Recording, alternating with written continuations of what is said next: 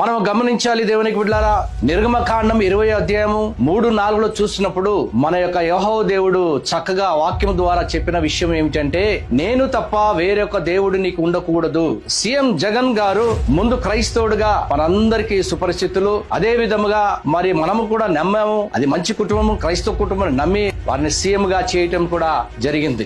మరి వారు చేసినటువంటి ఒక భయంకరమైనటువంటి తప్పు ఏంటంటే, శారదా పీఠాధిపతి అయినటువంటి శ్రీ స్వరూపానంద స్వామి గారి సమక్షంలో ఉత్తరాఖండలోని ఋషికేశ్ నందు ఆయన పూర్తి మనసుతో, ఆత్మతోనూ, శారీరకంగా హిందువుగా, అన్య మతస్థుడుగా అయిపోయినట్లుగా మనమందరికీ తెలిసిన విషయమే.